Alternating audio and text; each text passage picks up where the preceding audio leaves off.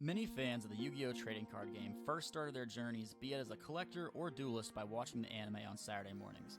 I am one of the kids who watched the show every week and grew up in the playground meta with all my friends. We would all gather on the playground and duel our hearts out as long as recess allowed us. While summoning all of our favorite monsters was a thrill and experiences we would never forget, there was one type of monster we almost never were able to summon: rituals.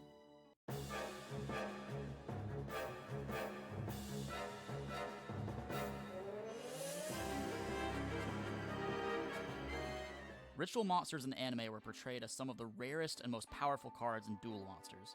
We saw Yugi summon Blackluster Soldier against My Valentine, the Magician of Black Chaos against Maximilian Pegasus, Bandit Keith summoned Zera the Mant against Yugi, and there were others throughout the series.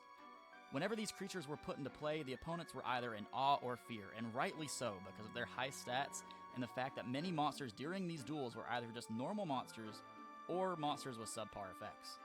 There's just one glaring problem, though. Ritual monsters in the show were summoned easily because it's a TV show.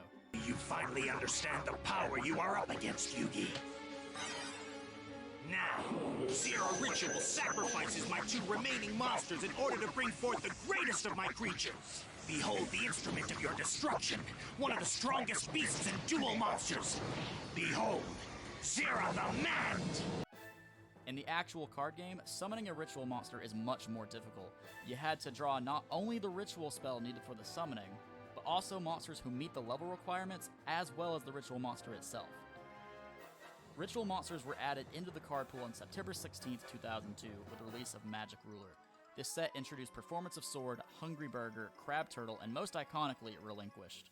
Relinquished being a fan favorite and the easiest to summon. However, the issue of needing Relinquished, Black Illusion Ritual, and one monster altogether was hardly worth it. You give up the monster and ritual spell, but get to keep the ritual monster. But you're using 3 to 4 cards on average for monsters whose most of the time did next to nothing. The fusion mechanic is similar in this regard, however fusion monsters would eventually become really good while ritual monsters stayed stagnant. Most recently in Phantom Nightmare, we received the Voiceless Voice archetype, which is a retrain of the classic ritual monster Skull Guardian and its ritual spell Novox's Prayer. And even earlier we had other good ritual cards such as Drytrons and Heralds, but for the sake of the early game, ritual monsters this good would not come around for years to come.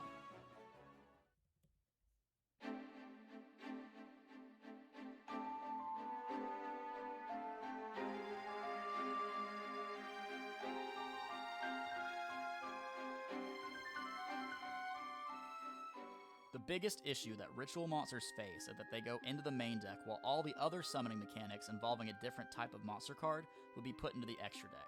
This drastically hurts the consistency of having to bring out a ritual monster. In the early days of the card game, many duelists remember the issue of drawing monsters as well as the ritual monster but no ritual spell, or drawing the ritual spell and monsters but no ritual monster. It was very luck-based that you would draw all the necessary components at one time. Konami would eventually release cards like Preparation of Rites and Pre-Preparation of Rites to help search out the necessary parts, but it still did not fix the issue that you were dedicating almost your entire hand or field to make just one monster whose effects did not warrant sacrificing that many cards at that time. Again, Relinquished was the most useful ritual monster, as its effects to absorb an opponent's monster was not bad, especially for the early game, but he's only one of the few exceptions, as many early ritual monsters did not even have effects. Ritual monsters for the most part became a forgotten summoning mechanic as it was overtaken by the extra deck monsters. They were just easier to summon and generally more powerful, be it by their stats or their effects.